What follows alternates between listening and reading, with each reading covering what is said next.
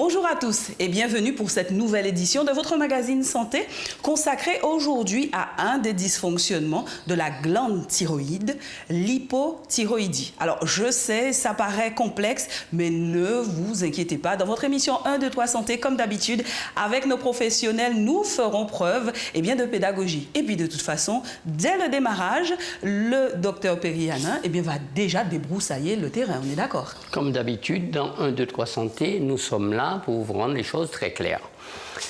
La thyroïde, c'est cette petite glande située à la base du cou. Elle sécrète les fameuses hormones thyroïdiennes indispensables au bon fonctionnement de l'ensemble de l'organisme. Si elles viennent à manquer, c'est l'hypothyroïdie. C'est ça. C'est une maladie fréquente, surtout chez les femmes, et fréquente chez nous aussi. Cette maladie doit être traitée par un apport régulier et permanent d'hormones pour compenser le manque de façon la plus précise et la plus fine possible.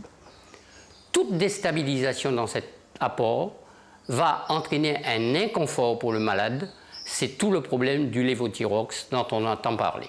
Là déjà, c'est déjà plus clair. On est d'accord, docteur? On a essayé. Allez, on poursuit tout de suite avec la question du jour.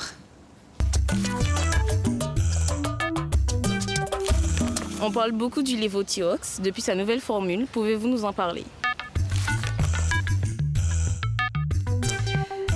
Alors, pour répondre à votre question aujourd'hui, nous accueillons sur le plateau de 1, 2, 3 Santé le docteur Vela Yodon. Bonjour, docteur. Bonjour Ymouna, bonjour José. Docteur. Bienvenue sur notre plateau. Alors, vous l'avez entendu, il faudra vraiment faire preuve de pédagogie parce que ce n'est pas toujours très simple, tous ces termes scientifiques.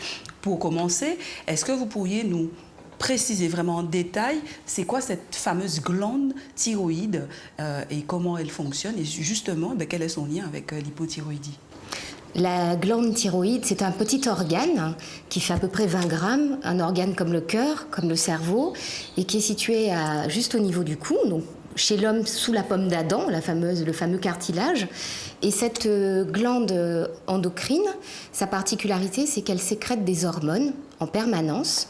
Elle est mise en place dans le ventre de la maman dès la 3e semaine de vie. Vous voyez, donc ça commence déjà très tôt. Et elle commence à être vraiment fonctionnelle dès le 3e mois de vie fétale, donc dans le ventre de la maman. Donc c'est une glande endocrine qui n'est pas très grosse, qui est toute petite, mais tout le monde, en principe, naît avec cette glande endocrine. Donc ce n'est pas une anomalie. Elle va sécréter des hormones qui vont intervenir dans la croissance déjà de l'enfant dans le ventre de sa maman, la croissance des os et aussi la croissance et le développement du cerveau. Donc ce sont des hormones qui, dès le stade de la vie dans le ventre de la maman, sont déjà très importantes. Oui, c'est fondamental. C'est fondamental. Très bien. Alors, c'est une maladie qui est fréquente. C'est ça. Le manque d'hormones. C'est une maladie, en fait, l'hypothyroïdie, donc l'absence d'hormones thyroïdiennes. C'est une maladie qui touche à peu près une femme sur 100. Donc c'est une maladie plus fréquente chez la femme que chez l'homme. Et dans la population, au niveau national, c'est à peu près 2% de la population. Donc les problèmes de thyroïde, sont des problèmes hormonaux qui sont très fréquents. Et elle augmente aussi avec l'âge en plus. Alors l'hypothyroïdie, le manque d'hormones thyroïdiennes, s'aggrave effectivement avec l'âge, en particulier au-delà de 65 ans et toujours un peu plus souvent chez la femme de plus de 65 ans. Après la ménopause, déjà, on a une augmentation en fait, des problèmes d'hormones thyroïdiennes, contrairement à l'homme où les problèmes sont un peu moins fréquents, mais augmentent aussi avec l'âge. Alors, quels sont les signes de cette maladie? Comment on sait, quand on a ces signes-là, comment on sait qu'on a l'hypothyroïdie, parce qu'il y a aussi l'hyper, il ne faut pas se tromper. C'est ça. Alors l'hypothyroïdie, c'est quand on n'a pas assez d'hormones thyroïdiennes. Donc la glande thyroïde, soit elle n'existe pas, on est sans glande, ça arrive, voilà, ça arrive, soit il y a un dysfonctionnement, donc elle ne fonctionne pas correctement. Elle ne sécrète pas les hormones. Et donc les signes, en fait, ils ne sont pas très faciles parce qu'il y a des signes qui ne sont pas très typiques. Ça peut être une fatigue, tout simplement. On est très fatigué, notamment en fin de journée. Ça peut être une prise de poids. On prend du poids de façon anormale. Alors là, c'est pas spécifique, on est bien d'accord, hein, mesdames. Ça peut être une perte des cheveux. Notamment chez la femme, voilà. Quand il y a une perte au niveau de la queue du sourcil, donc la fin du sourcil, nous c'est assez spécifique de l'hypothyroïdie, ça veut dire que l'hypothyroïdie existe déjà depuis un certain temps. Après, on a des signes toujours peu spécifiques, comme la constipation, le transit est ralenti. L'hypothyroïdie, en fait, c'est simple, tout est ralenti. Parce que l'hormone thyroïdienne, c'est ce qui donne un peu du peps à tous les autres organes. Donc quand on n'en a pas assez, tout est ralenti. Donc au niveau du transit, au niveau de l'activité du cœur, au niveau de l'activité du cerveau, ce qui fait qu'on a du mal à se concentrer, qu'on est fatigué, ça peut aller vers la dépression, donc tout est ralenti. Voilà. On est lent dans son fonctionnement. Exactement. Donc docteur, est-ce qu'il s'agit d'une maladie chronique ou pas, finalement ? L'hypothyroïdie, généralement, est une maladie chronique, hein, c'est-à-dire qu'on ne peut pas la guérir. Voilà. Par contre, il existe des cas, des situations où l'hypothyroïdie est transitoire. Donc, ça peut être lors d'un épisode viral. Donc, si vous avez une grippe, le virus va aussi entraîner le fonctionnement de la thyroïde et après, ça peut s'arrêter. Exactement. Et on n'est plus... Donc, son diagnostic est fait sur une simple prise de sang. Le diagnostic, il est fait sur des signes cliniques qui vont orienter vers donc, l'hypothèse. Si le patient a une constipation, voilà. On va regarder, on va se dire « Ah, c'est peut-être ça ». C'est ça, et donc le médecin traitant, en général, fait une prise de sang pour confirmer l'hypothyroïdie. Très bien. Alors, vous nous avez dit qu'il y a des cas où on est dans un cas de maladie chronique. C'est le cas aujourd'hui de notre témoin et tout de suite, nous allons le voir en reportage. C'est parti. L'échographie thyroïdienne est un examen simple, non invasif, très utile pour l'évaluation diagnostique de la pathologie thyroïdienne et en particulier des nodules thyroïdiens. Le docteur Fritzline Velayudon-Cefiz nous explique. L'échographie, c'est un examen qui est réalisé pour aider le médecin à comprendre si la thyroïde, qui est la petite glande au niveau du cou, est augmentée de taille, ça veut dire on a un goitre, donc on va mesurer avec l'échographie, on va mesurer la taille de chaque lobe, comme les ailes du papillon, donc chaque aile de papillon, pour savoir si c'est au-dessus de la norme ou si c'est normal. L'échographie, elle nous permet aussi de voir si la thyroïde, elle est homogène, ça veut dire qu'elle est lisse, qu'il n'y a pas de nodules dedans. Et quand il y a des nodules, on va aussi mesurer les nodules, qui sont des petites boules à l'intérieur de la glande. Quand il y a des nodules, on est parfois amené à faire un prélèvement, ça s'appelle une ponction avec une aiguille. Et l'échographie permet de suivre le trajet de l'aiguille et d'aller directement là où on souhaite faire le prélèvement. Donc on a un contrôle avec les yeux de la ponction quand on va mettre l'aiguille au niveau du cou de la personne. Monsieur Bienville, la thyroïde, comme je vous l'avais expliqué, c'est la petite glande qui est juste ici au niveau du cou. Et chez vous, comme elle ne fonctionne pas très très bien, on va aussi regarder à quoi elle ressemble. Si elle est trop grosse, si elle est trop petite. Donc je vais vous faire l'échographie tout de suite. Donc l'infirmière va vous installer. D'accord ? Allez, on y va. Vous ne parlez pas, mais vous respirez normalement. L'examen ne fait pas mal. Alors, monsieur Bienville a une hypothyroïdie. Ça veut dire une thyroïde qui ne fonctionne pas assez et qui est due là, pour ce patient, à la prise d'un médicament pour le cœur qui s'appelle la cordarone. Et la cordarone, elle peut donner deux types d'hypothyroïdie. Et cet examen, l'échographie, nous permet un petit peu d'avancer dans la cause de son hypothyroïdie. Est-ce que la thyroïde en dessous, elle est malade ? Ou est-ce que la thyroïde, elle est saine ? Et comme on a vu sur l'échographie, il a une thyroïde qui a une taille normale, mais avec des tout petits nodules dedans, qui sont des nodules kystiques et qui ne sont pas inquiétants. Après, on a aussi d'autres indications de l'échographie du cou, notamment pour le suivi des personnes qui ont des ganglions au niveau du cou, dans le cadre d'un cancer qui a été opéré. Et ce cancer peut revenir, il peut récidiver sous la forme de ganglions. Et pour être sûr que le ganglion il est lié au cancer de la thyroïde, on va là aussi mettre une aiguille dans le ganglion, comme on va le voir. Et cette aiguille nous permet de faire des prélèvements dans le ganglion et d'analyser les cellules pour savoir si ce sont des cellules cancéreuses. Donc c'est un examen qui est fondamental. Il y a très peu de personnes qui le font, notamment sur le territoire, mais qui permet après d'orienter la personne vers le chirurgien, pour que le chirurgien, si le ganglion est suspect, puisse aller l'enlever. Donc ça contribue à guérir le patient et donc c'est un examen qui est vraiment très important. Monsieur Bienville, donc voilà, j'ai fait des images, d'accord, où j'ai mesuré votre lobe à droite et à gauche de la glande thyroïde. Donc tout va bien. J'ai mesuré la petite glande thyroïde. Elle est tout à fait normale de taille, donc il n'y a pas de goitre, elle n'est pas grosse, d'accord. Et dedans, il y a des petits kystes qui ne sont pas du tout inquiétants, qu'on va surveiller. Et comme vous n'êtes pas gêné quand vous avalez, donc il n'y a vraiment aucun souci. On ne va pas faire de ponction, vous savez, la petite aiguille pour aller prélever dans les nodules, parce qu'ils ne sont pas du tout inquiétants et ils sont très petits. Ils font moins de 1 cm.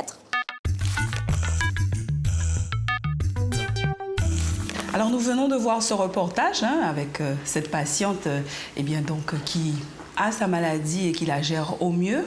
Par contre, quelles sont les causes de cette hypothyroïdie ? Chez l'adulte, la première cause, c'est quand on enlève la thyroïde, donc la chirurgie. Après, la thyroïde, avec l'âge, elle devient de plus en plus petite, elle s'atrophie, donc elle va produire moins d'hormones. Certains médicaments peuvent donner une hypothyroïdie et la cause la plus fréquente chez la femme, c'est ce qu'on appelle l'hypothyroïdie auto-immune. Le corps fabrique des anticorps qui vont aller détruire la thyroïde ou bloquer son fonctionnement. Donc la thyroïde, elle ne fonctionne plus ou elle ne produit plus assez d'hormones.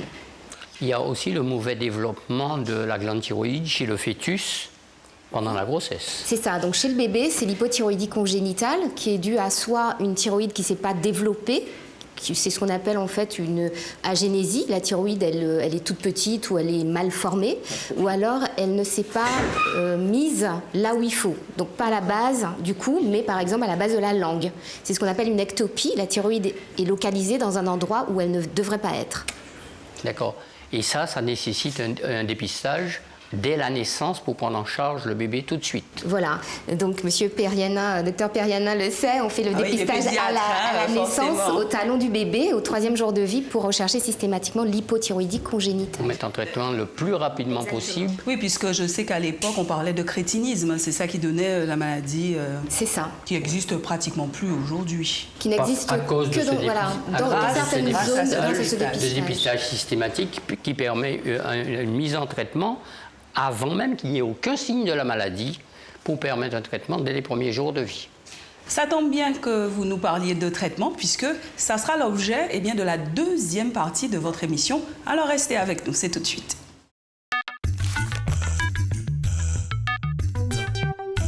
Vous êtes toujours dans votre émission 1, 2, 3 Santé. Aujourd'hui, nous parlons de l'hypothyroïdie. Nous l'avons dit avec le docteur Velayou Don. Vous voyez, je ne me suis pas trompée. Ouf. C'est un dysfonctionnement de la glande thyroïde. Mais par contre, là, il serait intéressant que nous parlions un peu des traitements. Comment on soigne ce dysfonctionnement ? Alors, heureusement, on a des hormones thyroïdiennes qui sont fabriquées par l'homme et qu'on peut donner aux personnes qui n'ont plus de thyroïde fonctionnelle. Donc ces hormones thyroïdiennes, il faut les prendre tous les jours quand la thyroïde ne fonctionne pas, le matin de préférence, au réveil, à jeun, et ne jamais arrêter son traitement sans l'avis d'un médecin. La régularité de ce traitement est un des facteurs importants aussi. Oui, parce qu'en fait, le médicament, quand on le prend, il a une certaine durée de vie dans le sang.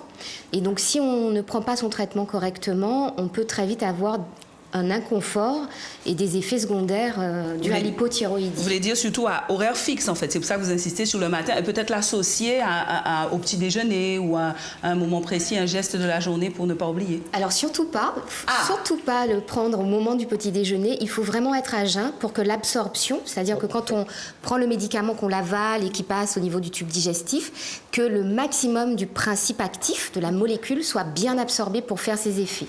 Alors, on a bien compris que c'est un traitement régulier, à jeun, comme vous avez dit, mais est-ce qu'il y a des situations particulières, comme la grossesse par exemple, où il faut des adaptations ? Oui, la grossesse, c'est une situation où il faut augmenter la dose. On augmente systématiquement de 20-25% la dose qu'on avait avant la grossesse. Pour les besoins de la maman, puisque la grossesse en elle-même, elle crée une situation où les besoins de la maman vont augmenter. Le métabolisme augmente, le cœur y travaille plus, etc. Et aussi pour les besoins du développement du fœtus dans son ventre. Est-ce qu'il y a d'autres situations, d'autres facteurs de risque qui vont changer cette prise en charge ? Pendant la grossesse, effectivement, on fait attention. Soit la femme a déjà l'hypothyroïdie avant la grossesse et on va augmenter la dose du médicament, soit elle n'a aucun problème de thyroïde, mais en l'interrogeant, on voit que dans la famille, il y a des problèmes de thyroïde. Qu'en l'examinant, elle a un goitre ou qu'elle a un nodule, qu'elle a d'autres maladies associées. Et là, il faut absolument dépister l'hypothyroïdie, faire la prise de sang chez la femme enceinte et savoir si là, on va traiter ou pas par hormone thyroïdienne. Alors nous le verrons, différents produits existent pour pouvoir soigner cette hypothyroïdie. Je vous propose que nous partions tout de suite en reportage. C'est parti.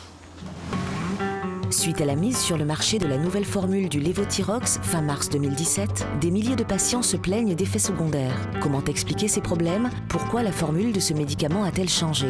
Découvrons cela avec Madame Ingrid Lefort, pharmacienne. Levothyrox est un médicament qui remplace la production normalement par la thyroïde d'une hormone qui s'appelle la thyroxine. Donc normalement, tout le monde, tout un chacun synthétise la thyroxine.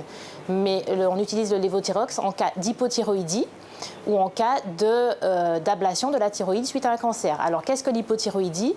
C'est une sécrétion anormale ou insuffisante d'hormones thyroïdiennes par la thyroïde. Alors la thyroxine, donc l'hormone que remplace le Levothyrox, comme l'insuline ou l'adrénaline, ce sont des hormones qui jouent un rôle dans l'équilibre de l'organisme et notamment dans la production d'énergie. D'accord ? Alors, quel est le problème ? Le problème, c'est que le Levothyrox était bien supporté par les patients, mais qu'en mars 2017, l'Agence nationale de sécurité du médicament et des produits de santé a demandé au laboratoire fabriquant le Levothyrox de modifier sa formule, en fait, de remplacer un des excipients, qui est le lactose, par un autre excipient, qui est le mannitol. Donc, suite à cette modification de composition, des effets secondaires sont remontés de la part des patients traités par ce médicament. Donc, des effets secondaires à type de maux de tête, migraine, insomnie, grande fatigue, voire dépression. Dans un médicament, il y a un principe actif, c'est celui qui est responsable de l'activité du médicament pour traiter telle ou telle maladie. Et il y a aussi des excipients. Des excipients, c'est soit pour avoir une couleur, un goût. Donc c'est quelque chose qui n'a pas d'activité, mais qu'on utilise pour agrémenter le médicament. Donc le lactose n'était pas assez stable tout au long de la conservation du médicament. Donc la NSM, l'Agence nationale du médicament, a demandé aux fabricants de remplacer le lactose par du mannitol, juste dans un but de stabilité du médicament tout au long de sa durée de vie. Le Levothyrox, il y a une nouvelle formule où on a remplacé un des excipients, le lactose, par un autre excipient qui est le mannitol. Aucun des produits qui sont contenus dans le Levothyrox n'entraîne les effets secondaires observés. Par contre, la modification, on a vu vraiment très fine de la concentration du principe actif peut entraîner ces effets secondaires. Donc c'est pour cela qu'on demande à la population qui peut voir venir ces effets secondaires de se rendre chez son endocrinologue, voir son médecin traitant, pour faire une analyse, pour pouvoir vraiment réadapter les concentrations du Levothyrox aux problèmes en cause. Voilà.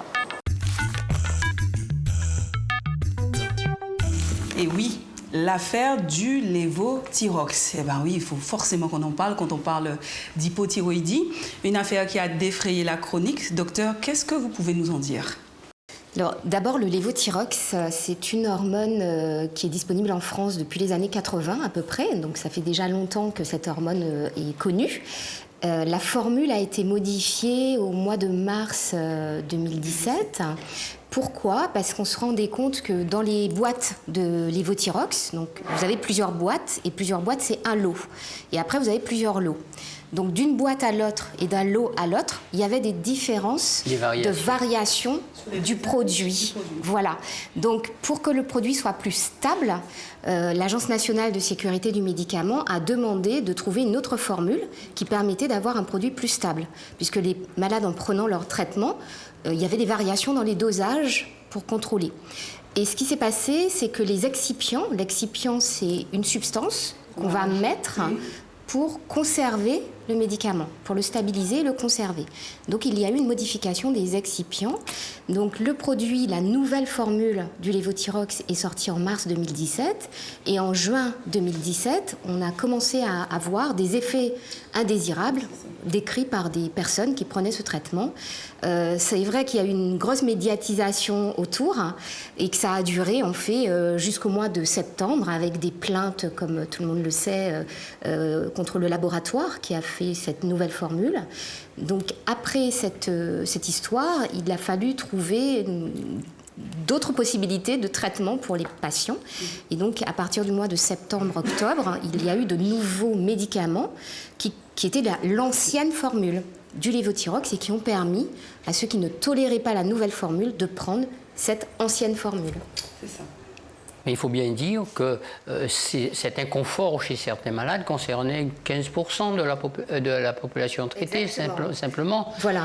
La majorité des personnes qui prenaient la nouvelle formule n'avaient pas d'effets secondaires, toléraient bien le traitement. Et que c'était surtout un inconfort, mais pas un risque pour leur santé ni quoi que ce soit.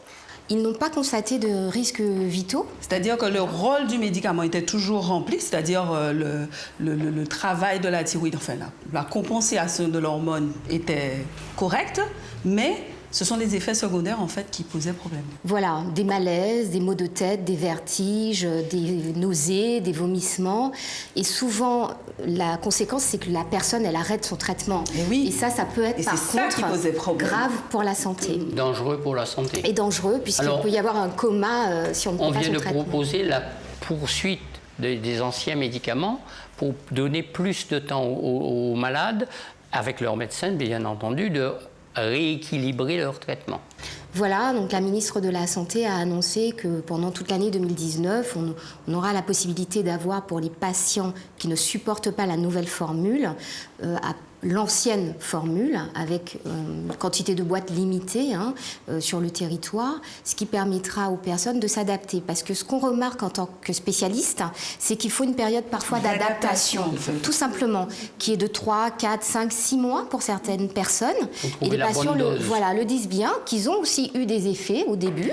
Ils ont continué et qu'au bout de 3 mois, ça allait bien. Donc surtout ne pas arrêter le traitement, en parler à son médecin traitant ou son endocrinologue et trouver la bonne solution. Et trouver la bonne dose efficace avec le meilleur confort de vie. Le message donc pour les patients qui nous regardent, ce serait ?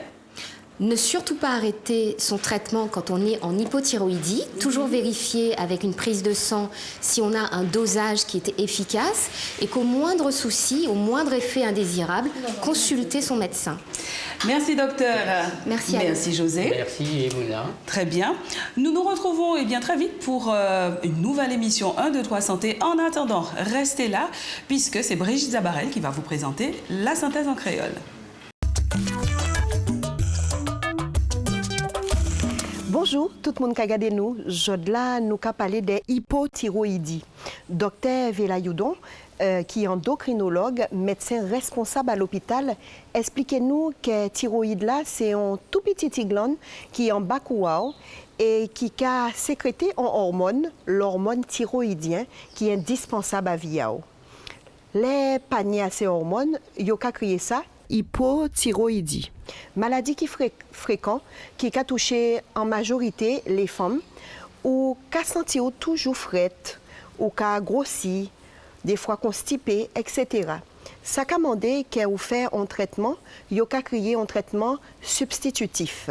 Ça veut dire qu'il faut prendre remède là tous les jours à vie pour ça remplacer hormone là qui a manqué là. Ou peut vivre bien éveil à condition qu'on prend remède là régulièrement. Pas ni si longtemps, peut-être il y a un problème pas d'avoir changé remède là et pas en d'autres, il été remplacé par un d'autres et ça a été déstabilisé certains monde. Ça pas été grave, mais ces monde là t'es senti moins bien qu'auparavant. Mais tout les nécessaire fait et tout bien rentré dans l'ordre pour yo peut trouver à nouveau un équilibre. Oui, nous j'aboute pour aujourd'hui là. Nous qu'a dit merci, fidélité à autres et nous qu'a promo à dans d'autres soleil.